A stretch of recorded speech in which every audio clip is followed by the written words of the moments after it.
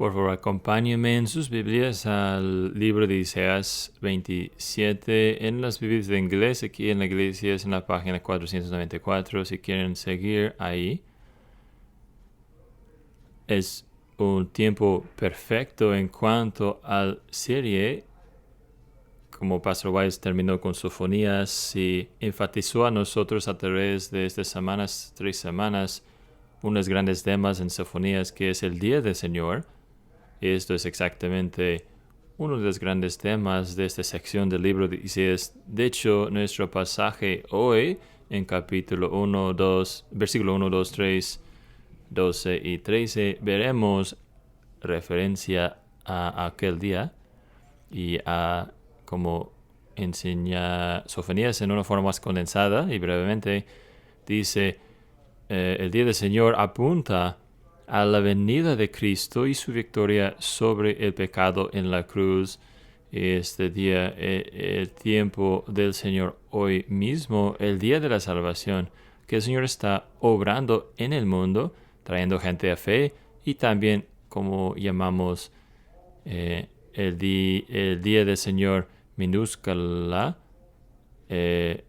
poniendo juicio sobre las naciones y individuos, pero también anticipamos el gran día del Señor, la segunda venida de Jesucristo, y como Sofonías y Isaías ven eso desde lejos, ellos lo ven, el término técnico es un vislumbre profético, es como ver desde lejos, desde una montaña, y ver todo montando uno tras el otro, ese juicio que está por venir.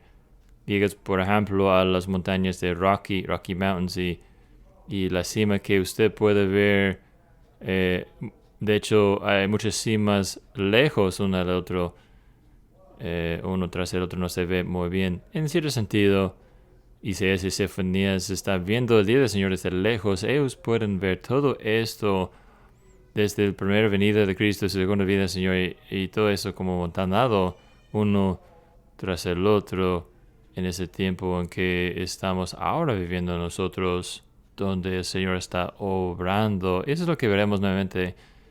Él habla del gran día venidero del Señor en Isaías 27. Escuchen con atención a la palabra de Dios. Isaías 27, 1 hasta 13. Aquel día el Señor castigará con su espada feroz, grande y poderosa al Leviatán, serpiente huidiza, al Leviatán, serpiente tortuosa, y matará al dragón que vive en el mar. Aquel día se dirá una viña de vino de ella, cantad. Yo, el Señor, soy su guardador. A cada momento la riego para que nadie le dañe. La guardo día y noche. No tengo furor. Si alguno me da zarzas y espinos en batalla, los pisotearé, los quemaré completamente. A no ser que él confíe en mi protección, que haga la paz conmigo, que conmigo haga la paz. En los días venideros, Jacob echará raíces, Israel florecerá y brotará, y llenará el mundo entero de fruto. ¿Acaso con la herida del que lo hirió fue herido, o como con la matanza de sus muertos fue matado? Contendiste con él desterrándolo, expulsándolo, con su soplo violento lo echó en el día del viento solano. Así pues, con esto la iniquidad de Jacob será perdonada, y este será todo el fruto de perdón de su pecado, cuando haga todas las piedras del altar como piedras de cal, pulverizadas, cuando no estén en pie las aceras y los altares de incienso. Porque solitaria está la ciudad fortificada, una morada desamparada y abandonada como un desierto. Ahí pastará el becerro, y ahí se echará y se alimentará de sus ramas. Cuando su ramaje está seco, es quebrado, vienen las mujeres y la prenden fuego, porque no es pueblo de discernimiento. Por tanto, su hacedor no le tendrá compasión, y su criador no tendrá piedad de él. Y sucederá en aquel día que el Señor traerá desde la corriente del Éufrates hasta el torrente de Egipto, y vosotros seréis recogidos unos a otros, oh hijos de Israel. Sucederá también en aquel día, se que se tocará una gran trompeta, y los que perecían en la tierra de Asiria y los desterrados en la tierra de Egipto vendrán y adorarán al Señor en el monte santo en Jerusalén. Amén. Que Dios escriba su palabra viva sobre nuestros corazones. ¿Usted una vez ha encontrado a sí mismo en un gran problema?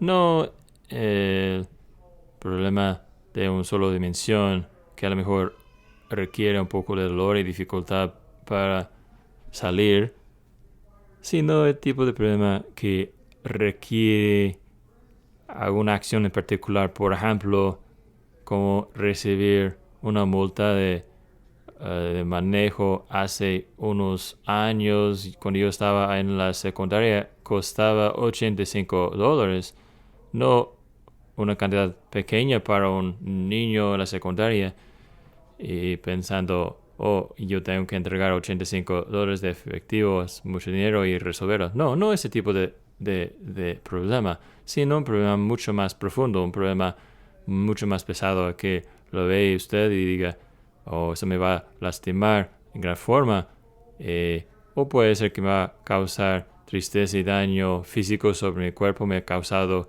estrés y daño racional entre mí y otros. A lo mejor hay también implicaciones legales, a lo mejor hay también la perdición de un trabajo, el tipo de dificultad a que usted se cuesta en la noche y no fácilmente puede asegurarse a sí mismo, decir, no pasa nada, está bien, estaremos bien en la mañana. Un gran problema, un gran desastre.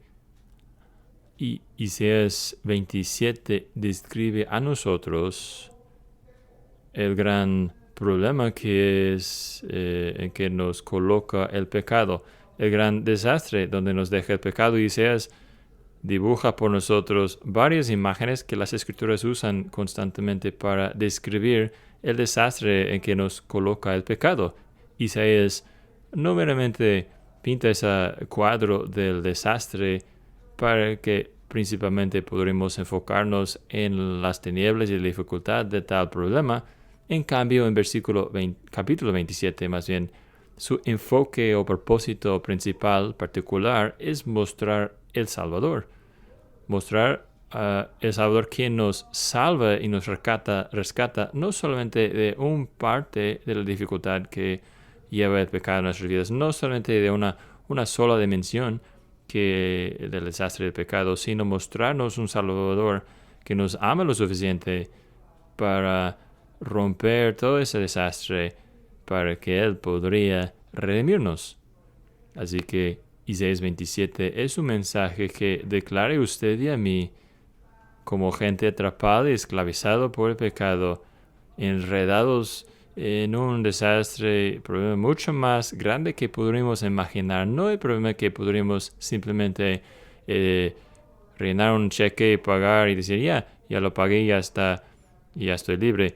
No, sino un pueblo, personas quienes están impactados por el pecado en cada parte de vida. Isaías 27 les da a usted para decirle que Jesús hace todo lo necesario. Jesús hace lo necesario, ha hecho y hará lo necesario, lo que sea para que ustedes, su pueblo, sean reunidos en victoria completa, una victoria de 100% que Él gana sobre el pecado y sus consecuencias. Qué gran ánimo es esto a nosotros, que nosotros tenemos un Salvador, quien hace lo necesario, que está tan compromisado en nosotros, su pueblo, que diga, todo el desastre, todos sus componentes y partes, el problema que tú has hecho, yo te voy a salvar y sacar de esto. Y esto lo vamos a ver desglosarse al avanzar en los capítulos, los versículos, no siendo capítulo 27. Necesitamos empezar pensando en la victoria completa de Jesucristo y cómo Él hace lo necesario para traernos salvación de esta trampa del pecado. Primero necesitamos ver qué tan completamente el pecado nos enreda, cómo el pecado nos atrapa completamente a usted y a mí.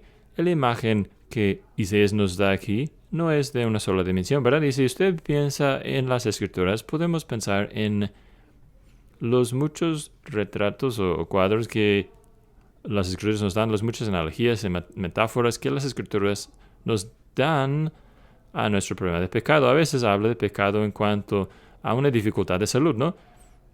Hablando de la muerte, enfermedad, la lepra. A veces habla de pecado en cuanto a una deuda y la cantidad que debemos para tener que repagar al Señor. A veces habla de pecado como un problema legal, ¿no? Que tenemos un problema legal, estar de pie delante Dios, el juez, y todo lo demás, ¿no? Déjame mostrarles los 4 que nos enseña este pasaje. Primeramente, versículo 1. Vemos que el pecado nos deja y nos atrapa en un dominio, el dominio de Satanás. Habla aquí en versículo 1 sobre serpiente en el reino de Satanás, un reino de tiranía. Si podemos pensar en un paralelo, los hijos de Israel en Egipto, esclavos en Egipto, un reino, dominio que es de un dictador. El pecado nos atrapa en un reino de tiranía. Y también en cuanto a estar atrapados, versículos 2 hasta 6, vemos que el pecado nos lleva bajo la maldición. Versículos 2 y 6, vemos la metáfora de la viña usada aquí, pero una viña llena de zarzas, espinos, falta de fruto, y nos debe hacer pensar en Génesis 3, ¿no? Cuando entra el pecado en el jardín, luego viene Dios y dice, la tierra ha sido bendecido como consecuencia. Y Romanos 8, gime la tierra por causa del pecado, por causa de la caída. Usted tendrá que salir a trabajar en el jardín. No solamente será algo para, voy a ir a disfrutar, cosechar mis tomates meramente, sino te vas a cortar, vas a estar sudando, batallando. La maldición de pecado, los efectos de su maldición sobre nosotros. Dominión, entonces maldición, versículos hasta 11, 7, 11. La corrupción de pecado tiene mucho que decir en cuanto a esto, ¿no? Hablando sobre el hecho de que nuestros corazones son afectados, nuestros cerebros, nuestras mentes experimentan los efectos de pecados. No pensamos correctamente, amamos las cosas que debemos odiar y seguimos volviendo a los patrones que sabemos son destructivos a nosotros, que nos hacen daño. Y no podemos escapar de esto porque es tan profundamente arraigado en nuestras vidas. La iniquidad de Jacob, versículo 9, y su perpetuo vuelto a su tontería, necedad de la idolatría y maldad, el dominio de pecado, la maldición de pecado, la corrupción profunda que trae el pecado. Y versículos 12 a 13 vemos que el pecado nos aleja, nos lleva al exilio, ¿no? De ser expulsados. Y podemos pensar en Génesis nuevamente de Torre de Babel y cómo el pecado lleva distancia entre el hombre y el hombre y también distancia entre el hombre y Dios. Y el hecho de que un siglo más allá de Isaías, el pueblo de Israel será distribuido por todas partes. De hecho, en la vida de Isaías, los tribus del norte serán disminuidos por los de Siria y los tribus del sur serán llevados a cautiverio en Babilonia. Así que tenemos estos cuadros, retratos aquí en Isaías. Y Isaías está resumiendo por nosotros otras imágenes de otras partes de las Escrituras para recordarnos del dominio de Satanás que reina sobre el pecador, la maldición, el gemir bajo los efectos del pecado en nuestros cuerpos y en el mundo alrededor de nosotros, la corrupción que no podemos escapar.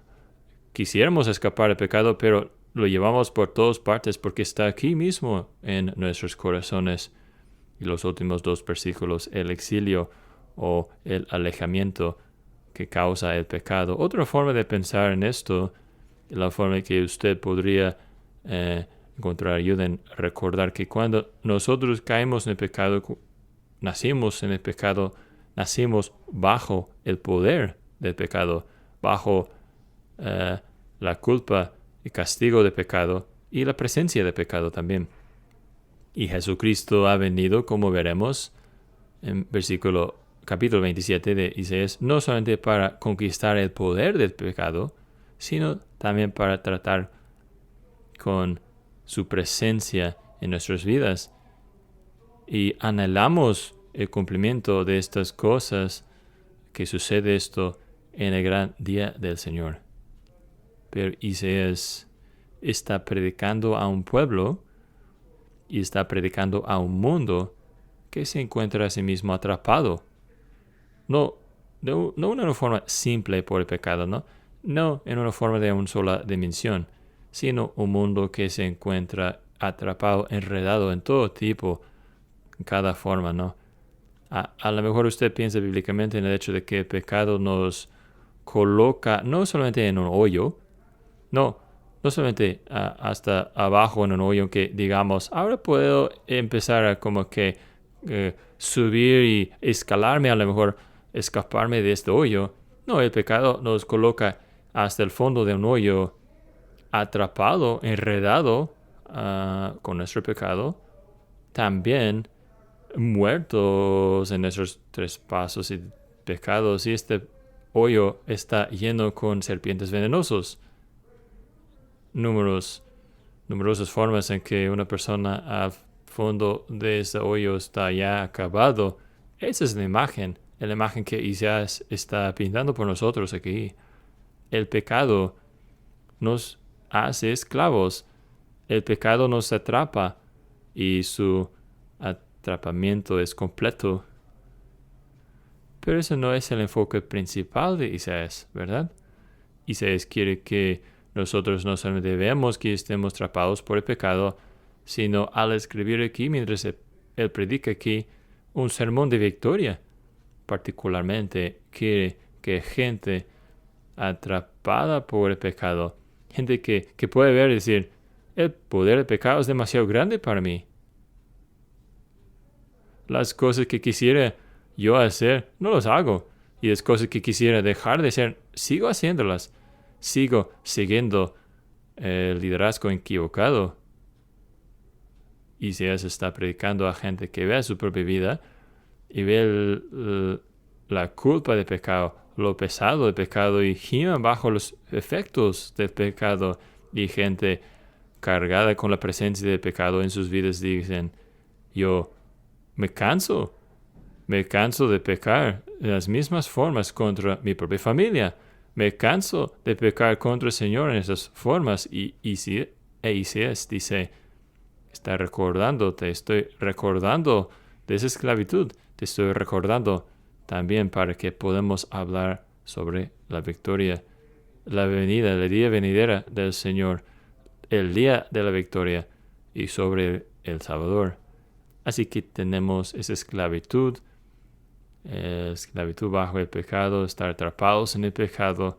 Y número 2, tenemos a Jesús que hace todo lo necesario para librarle a usted de la esclavitud del pecado. Junto con cada uno de esas 4 imágenes del pecado, ilustraciones del pecado y su encarcelamiento, también vemos en paralelo con estas 4 secciones una declaración del plan de Dios, el propósito de Dios, el poder de Dios para conquistar y aniquilar el pecado. Así que tomemos cada uno. Primeramente, versículo 1.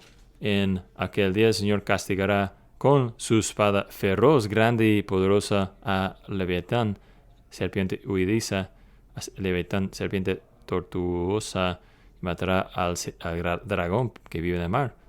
Ahora, yo les dejo con anticipación algunos momentos. A lo mejor ustedes me escucharon decir en otra sección que se está hablando sobre el dominio de Satanás, y diciendo, ¿dónde está sacando esto del versículo 1? No habla directamente de Satanás. Y hay comentaristas que dicen que Leviatán era realmente una bestia mítica, algún tipo de dragón o cosa así que ellos usarían para hacer imagen de otro reino, ¿no? Como Asiria o Babilonia, que Dios aquí está prometiendo que va a vencer a esas naciones vecinas por parte de Israel. Seguramente sí, es cierto que va a vencer Dios a sus enemigos físicos, naciones enemigos. Eso es claro de las escrituras, pero me parece a mí, desde Salmo 74 y otras partes que hemos cantado, si usted quisiera dejar su dedo aquí y luego ir a Job 41, acuérdense que atrás de Job, el Señor viene a Job y dice: Job, soy más poderoso que tú, tengo propósitos más allá de lo que entiendas. Yo no tengo que rendir cuentas a ti si mis acciones son correctas o no, si tienen sentido o no, Job. Tú tienes que rendir cuentas a mí. Y cierto, Job, tú no entiendes los planes y procedimientos, todas las cosas que yo tengo en proceso. Déjame mostrarte esto, Job, con las maravillas de la creación. Y mientras lo hace esto Dios, la cosa que apunta aquí en capítulo 41, sacarás tú al Leviatán con anzuelo y o sujetarás con cuerda de lengua. Saltan hasta el versículo 19 de Job 41. Hay una descripción genial del Leviatán, pero incluye aquí, dice: de su boca salen antorchas, chispas de fuego saltan, de sus narices sale humo como de una olla que hiere sobre juncos encendidos. Ahora nosotros podemos hablar más de esto y a lo mejor usted lucha mucho con eso. Quisiera reunir con mi pastor para verificar que está sobre buena tierra aquí. Yo creo que está describiendo aquí que había algún tipo de dinosaurio que andaba sobre tierra en algún momento. Yo no estoy de acuerdo con los comentaristas que digan, yo creo que está hablando aquí de cocodrilo. No, suena como ese animal a mí. En particular, si usted va más abajo al versículo 30, por debajo tiene como tiestos puntiagudos, se extiende como ríos sobre el lodo, hacia hervir las profundidades como olla, hacia el mar como redoma de engüento.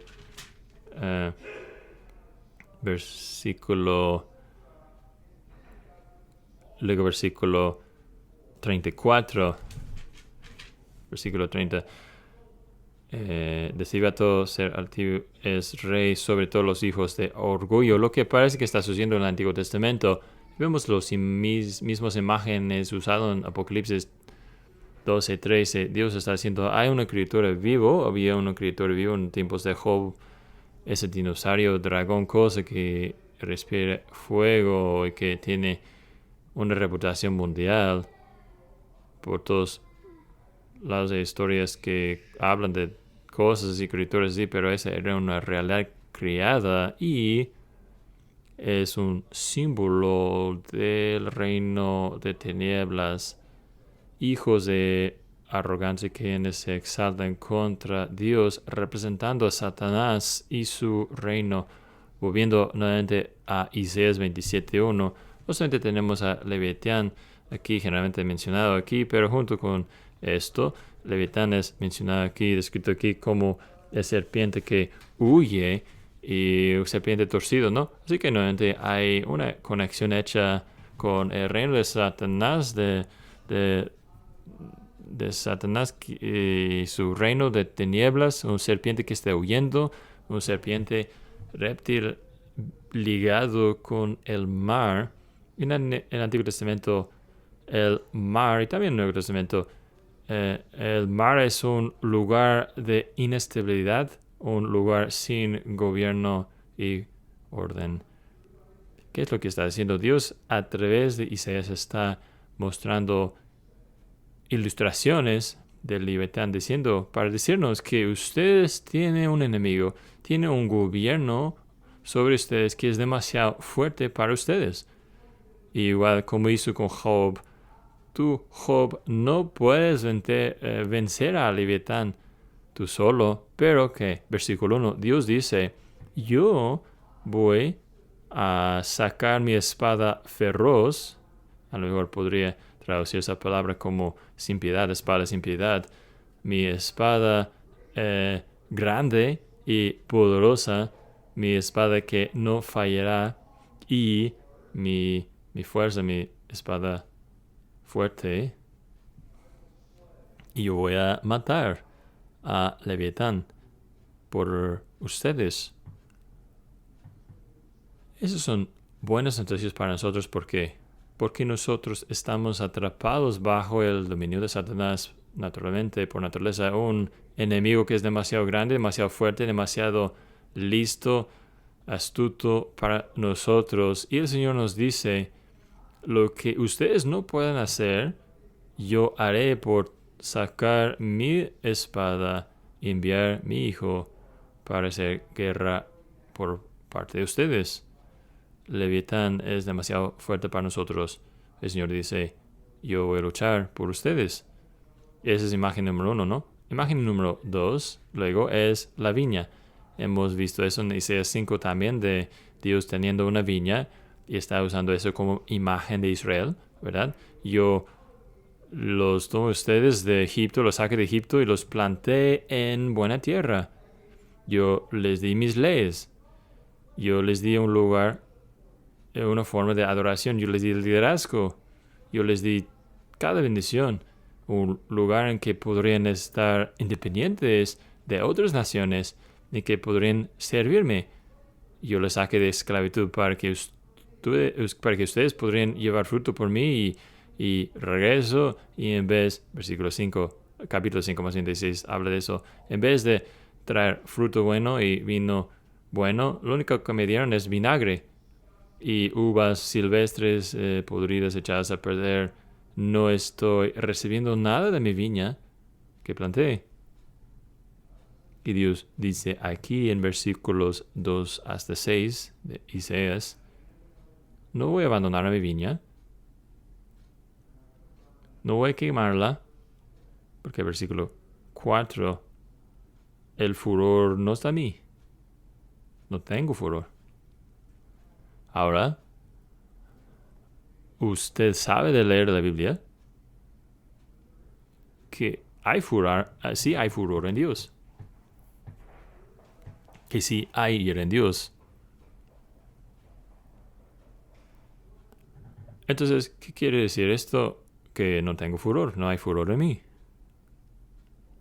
Bueno, Dios nos está predicando a nosotros que para con ellos que ha elegido Él, a su pueblo de pacto, su postura o actitud hacia nosotros no es una de furor, no es una de ira ardiendo contra nosotros. En cambio, Él, alejado de sí mismo nuestro pecado, lo tan lejos que es el este de oeste, y Dios dice, mi intención hacia mi pueblo no es una de ira y furor.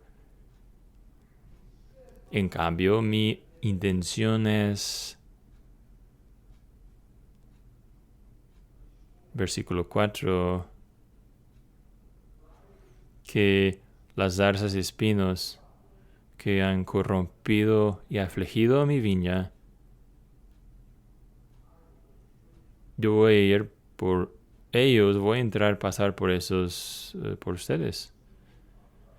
Y tan pronto que hablamos de Dios pasando por zarzas y espinos por nosotros, la mente de usted debe saltar rápidamente a algún lado. ¿A dónde? A la corona de espinos que Jesucristo, el Rey de Reyes, tanto se identificó con nosotros como pecadores, tanto llevó sobre sí las consecuencias del pecado, no en una sola dimensión, sino que el pecado que hemos hecho nosotros y metido en el mundo, y las consecuencias, las zarzas y espinos que entraron en el mundo por causa de nuestro pecado, Él dice, yo voy a pasar por ellos. Es como si Satanás estuviera al lado diciendo, la verdad, si tú vas a llevar el pecado, si tú vas a representar a gente pecaminosa, si tú vas a ser el rey de gente pecaminosa, entonces debes ponerte la corona.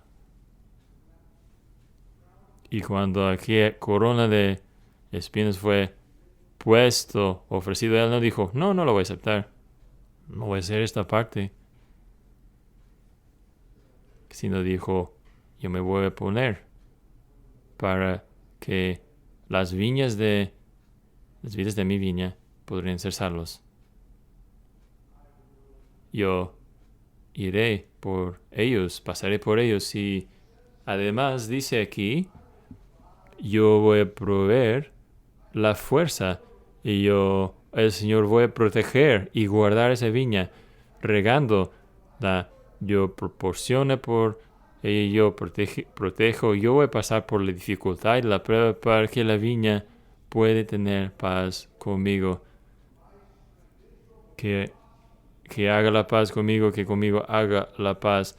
En los días venideros Jacob echará raíces, Israel florecerá y brotará. Luego volviendo al versículo 2. Tanto que esta viña será de alabo. Será reconocido por todo el mundo como la viña mejor de todo el mundo. El pueblo de Dios, Jesucristo, quien nos libró de zarzas y espinos, sufriendo por nosotros para que nosotros podamos llegar a ser fructíferos y recibir alabanza, a la alabanza de su nombre glorioso. El tercer imagen nuevamente que tenemos aquí, tercera imagen que tenemos es la imagen de la corrupción de pecado. Y hablan estos versículos en versículo 7. ¿Acaso con la herida del que lo hirió fue irado? ¿Qué dice aquí? Porque esa misma palabra aparece 3 veces, herir. Dios dice, dice Isaías, a Dios herido a su pueblo de pacto. En la misma forma que él ha sido herido. Y sigue hablando sobre el hecho de que no, Él trata con nosotros en nuestro pecado en medida. Versículo 8, de hecho, mejor podríamos traducirlo en medida al enviarla lejos, expulsarla, tú conteniste con ella. ¿Qué es lo que está diciendo versículo 7 hasta 11? Dios está diciendo aquí que en vez de tratar con nuestro pecado en juicio, en ira, en vez de tratar con nuestro pecado con castigo, que Él tratará con nuestro pecado a través de disciplina.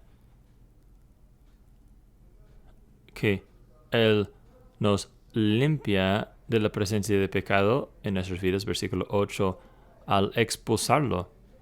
Y hacerlo, versículo 8, nuevamente, con su soplo violento lo hecho en el día. El viento de Solano tiene una historia famoso, bien conocido en la Biblia, empezando con Egipto y Faraón. El sueño de José es el viento solano que seca todo, más adelante que lleva las langostas, que devora todo en Egipto. El viento solano que separa el mar rojo para que el pueblo de Israel pueda pasarlo y trae juicio de nuevo sobre egipcio. Es el viento solano en Job 27-21 que sopla y trae dificultad. De Jeremías 18 27 que expulsa también. Hay más pasajes que hablan de eso. Todo eso es decir que Dios está diciendo, no voy a herirles a ustedes en la forma que Cristo será herido. No voy a juzgarles en la misma forma. Yo voy a traer corrección a ustedes, sí. Yo voy a traer corrección a ustedes, sí, pero con la esperanza y la certeza de arrepentimiento. Yo voy a destruir, a hacer polvo tu pecado. Versículo 9. Como piedras de cal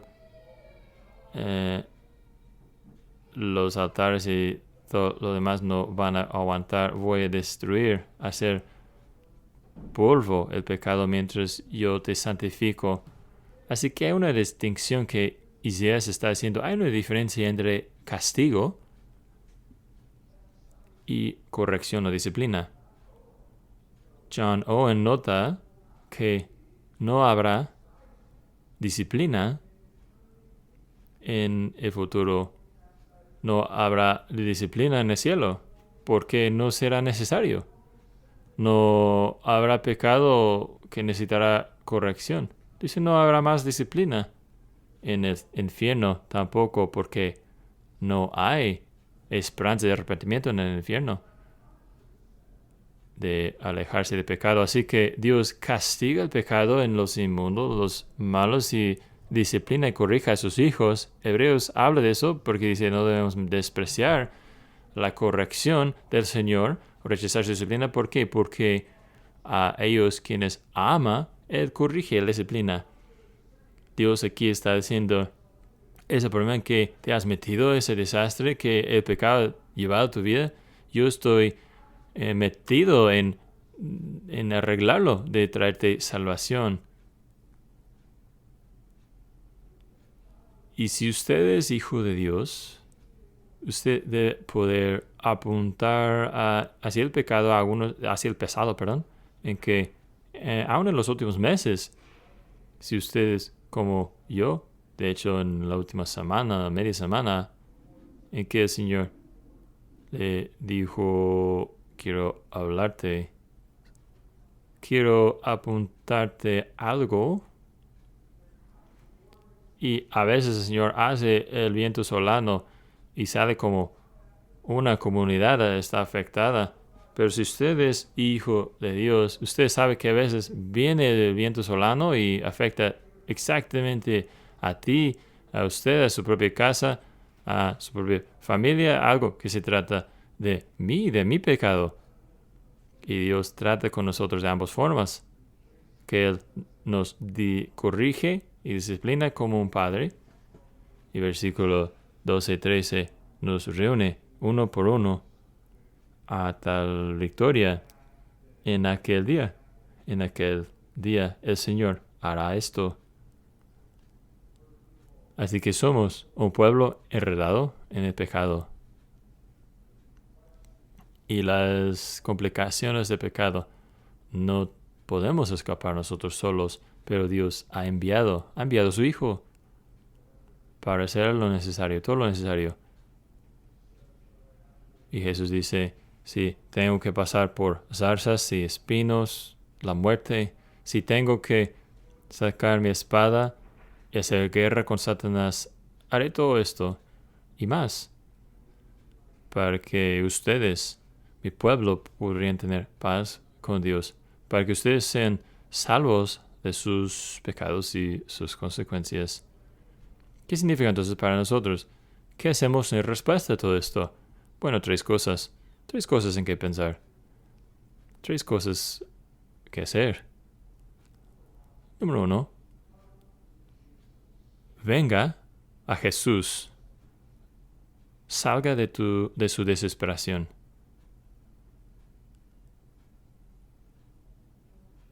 Venga Jesús, salga de su desesperación. Vean, versículo 5, nos dice algo en cuanto al camino de paz a Dios. La paz, el camino de paz con Dios no es a través de su fuerza, de usted o tampoco mi fuerza. En cambio, podemos saltar hasta el versículo 12 y versículo 13. Dios es quien está reuniendo a los hijos de Israel y está congregando a ellos quienes, versículo 13, están a punto de perecer y morir en la tierra de Siria, los desterrados en la tierra de Egipto. Dios no quiere que nosotros, versículo 10 y 11, que tomemos nuestra propia fuerza. Habla en versículo 10 y 11 sobre la ciudad del hombre, una ciudad fortificada, una ciudad que exalte a sí mismo, una ciudad que diga, nosotros podemos salvarnos, podemos estar seguros, podemos estar nosotros bien con Dios, nosotros solos. Aquella ciudad desaparecerá. aquella ciudad no va a permanecer. Aquella ciudad no va a aguantar, no va a resistir el tiempo. Pero aquellos quienes vengan a él diciendo yo soy rechazado, estoy a punto de perecer, de morir, ellos encontrarán descanso para sus almas. Ellos encontrarán paz y seguridad. A través de Dios, ellos podrán encontrar salvación. Podemos volver al versículo 13. Sucederá también en aquel día, el gran día del Señor, se tocará una gran trompeta.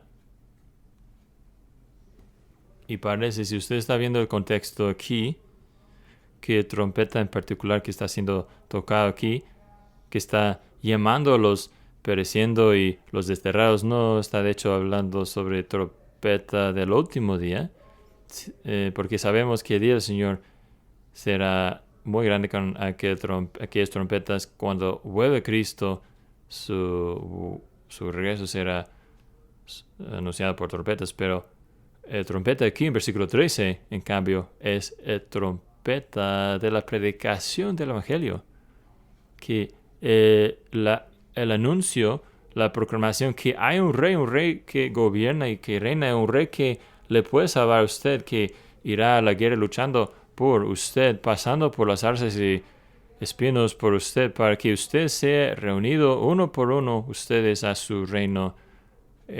Tal trompeta está siendo sonado en esta época, en este tiempo, alrededor de todo el mundo, está siendo tocado aún ahora.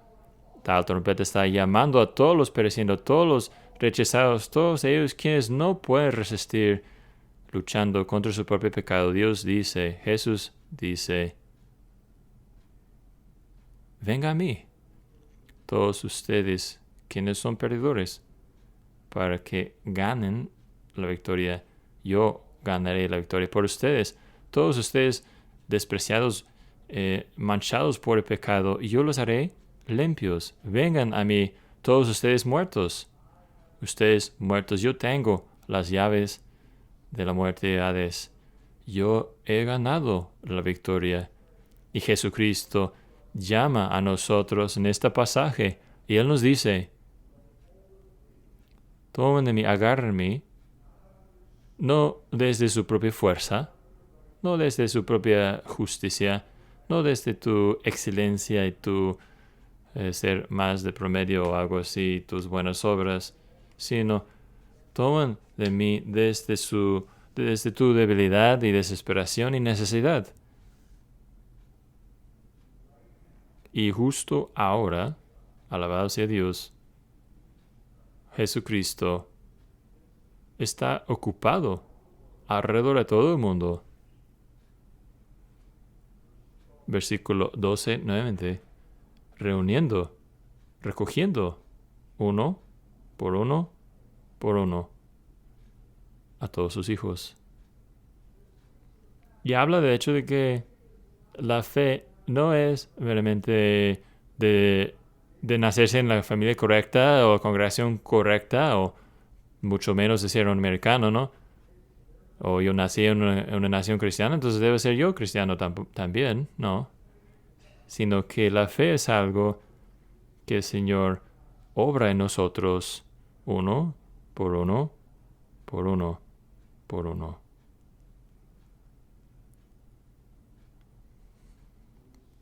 Así que responde a la victoria de Cristo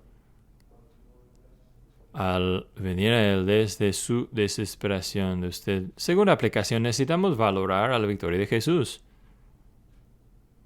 Usted probablemente, muchos de ustedes han visto en las noticias de esta semana el patinador de Estados Unidos que ganó una medalla de bronce hace 2 semanas, y él lleva esa medalla en París, ha estado prestando a sus familiares y amistades alrededor de todo París, y la medalla ya está manchándose, ensuciándose, y viendo las fotos, el bronce ya como que se ha quitado un poco. Así que, para responder a la pregunta de usted, ¿los medallas son de metal entero? No, creo que parece que nada más son cubiertos con oro, plata, bronce, lo que sea. Aquí está su medalla, todo su trabajo en la patina, toda su vida. Uno de los mejores patinadores en todo el mundo, como sé su talento. 10 días después y ya está como manchado, oxidado ese metal. Pero hermanos y hermanas, el valor, los beneficios, el valor de los beneficios de la redención, la victoria de Jesucristo, lo que Él ha ganado, nunca se va a manchar, nunca va a oxidarse, nunca se va a envejecer. De hecho, las Escrituras nos dicen, muy al contrario, que entre más tiempo que los estudiamos, entre más tiempo que meditemos y pensemos en los beneficios de la victoria de Cristo, aún a través de toda la eternidad que está por venir, solamente llegará a ser más y más y más glorioso en nuestros ojos. 1 de Pedro 1, 3 y 4. Bendito sea el Dios y Padre nuestro Señor Jesucristo, quien, según su misericordia abundante, nos ha hecho nacer nuevamente a una esperanza viva a través de la resurrección de Jesucristo de entre los muertos, a una herencia incorruptible y sin mancha, lo que no desaparece, reservado en el cielo para ustedes. Y si nosotros creemos en la salvación que Jesucristo ha logrado, que es una gran salvación, una salvación gloriosa, más allá de lo que podremos comprender y articular o comunicar, nosotros estaremos juntos en versículo 13, alabando, adorando a Dios en el monte santo en Sion. Isaías está diciéndonos, ¿por qué es que se esfuerza tanto? ¿Por qué hace tanto? ¿Por qué saca su espada Jesús? ¿Por qué pasa por los espinos y zarzas? ¿Por qué libra gente de su pecado? ¿Por qué reúne y recolecta a los rechazados? Porque como dijo Jesús a la mujer samaritana en Juan 4:23, el Padre está buscando adoradores. El Padre quiere compartir el asombro de quién es Él y su plan de salvación, sus logros, lo que ha hecho el Hijo. Quiere compartir esto con usted y para que usted y yo estemos asombrados, maravillados y decir, qué Dios hay como nuestro Dios. Venga esa victoria, ese Salvador victorioso desde su desesperación.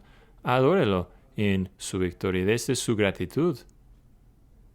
Y número 3, finalmente, lleve fruto en seguir en la victoria de Cristo Jesús. Pueden pensar en lo tan fructífero que somos llamados. Primero, lo negativo.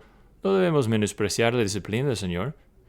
Y si valoramos en realidad lo que Jesús ha hecho y lo que está haciendo Él en nosotros, que la presencia de pecado en nosotros no será algo chistoso, no será algo indiferente en nuestras vidas, no será algo que digamos, bueno, es solamente un poco de pecado, nadie va a verlo.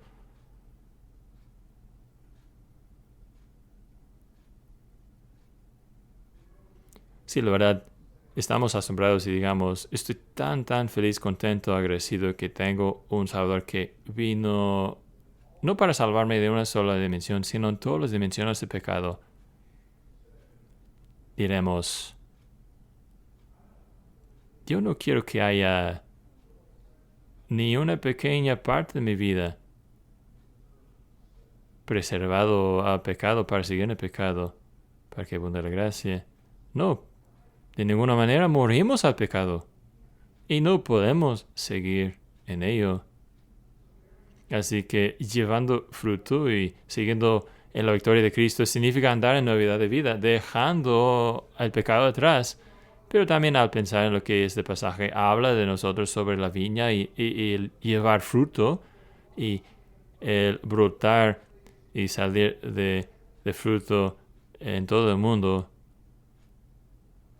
Dios nos está diciendo, si usted ha sido regado y cuidado por Cristo, debe vivir una vida que muestre esto.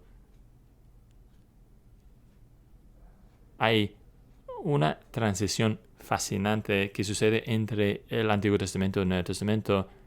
Y es en esta misma imagen que tenemos aquí. Porque a través de todo el Antiguo Testamento, pasajes como esto en Isaías 5, Salmo 80 y otros también. La viña del Señor, el vid del Señor específicamente, ¿es quién? Es Israel, ¿no? Israel. Y que Dios ha plantado a Israel para llevar fruto y que el fruto salió mal. No funcionó muy bien. ¿Y cuál es la transición entonces en el Nuevo Testamento? Bueno, llegamos a Juan 15 y encontramos, alabado sea Dios, ya no somos nosotros la vid, o el vid.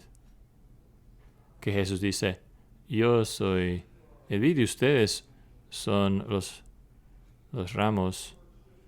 Así que versículo 5 nos dice que toma mi fuerza, mi poder. Es entonces a través de morar, de estar en Cristo, de tener unión con Él, que podemos ser el pueblo que dice más adelante que brota y lleva fruto y llena todo el mundo con su fruto. En todo eso, no para que digamos, mírame qué tan grande y genial soy yo, qué tan fructífero soy yo. No es para que digamos, mira qué tan grande es el jardín, digo el vid, que podemos tomar. Él puede tomar a alguien como yo muerto y causar que haya fruto después de su obra. Isaías 27 nos asegura que ninguno de nosotros podemos llevar fruto solo. No, ninguno de nosotros de ninguna forma podríamos sacarnos del hoyo en que nos ha metido el pecado, que nosotros no podemos ni empezar a tratar con una sola consecuencia del pecado en nuestras propias vidas. Pero Isaías 27 no fue dado para que desesperamos y digamos, entonces no hay esperanza. En cambio, Isaías 27 es dado para llenarnos, decirnos más bien que hay un Salvador que saque su espada, que pasa por los zarzas y espinos, y es decir, estoy tan entregado a ustedes que voy a purificarles a todos de su pecado. Y voy a llamar y recoger a cada uno de ustedes uno por uno. Y el buen pastor que dice, hay 99 en el rebaño hoy, pero falta uno. Y voy a perseguirlo, el que falta. Y que Dios en su gracia entonces envíe el buen pastor tras cada uno de nosotros esta mañana. Que si usted sea una persona que nunca ha clamado al nombre del Señor para su salvación hoy, que Él llame a cada uno de ustedes uno por uno, que usted responde. O a lo mejor Dios haya colocado sobre usted su mano con disciplina diciendo, oye, tú eres mío, no voy a dejarte que vives una vida sin fruto, así que he venido para corregirte, voy a redimirte. Y que Dios en su gracia y misericordia se acerca a nosotros, que ponga sobre nosotros su mano y nos recuerda nuevamente que hemos sido comprados por un precio y tenemos un Salvador fuerte, quien es capaz de salvar completamente a todos ellos quienes vienen a Dios a través de Él. Vengan a Dios, nuestra fuerza, que acepta a los rechazados y menospreciados, que clamemos a Él. En nombre de Jesús. Amén. Nuestro Señor y Dios, nosotros confesamos que tú eres el Dios de nuestra salvación y que nosotros solos estamos muertos y endeudados más allá de poder repagar. Nosotros somos culpables, somos enfermos, enredados, esclavizados, encarcelados y tanto más allá de nuestra capacidad. Te damos gracias por la imagen de Isaías, este recordatorio de nuestros grandes enemigos, nuestra gran maldad es demasiado fuerte para nosotros. Pero Dios, te damos gracias que Donde haya abundado el pecado, la gracia abunda mucho más. Que donde estemos débiles y incapaces, que tú eres fuerte. Donde no podemos salvarnos, tú eres fuerte, poderoso para salvar. Y pedimos que más y más podremos estar asombrados en tu obra salvadora. Siga tu buena obra en nosotros. Pedimos que nos salves de todo pecado, que nos santifiques completamente. Y Señor, que tú estares reuniendo a gente este día, este lugar y alrededor de todo el mundo, para que uno por uno y gente rechazados, gente débil, a punto de perecer, aun de tierras lejanos vendrán y encontrarán paz contigo. Y estar plantados en tu jardín, en tu viña, abundando y llevando fruto, pedimos. Todo esto en nombre de Cristo. Amén.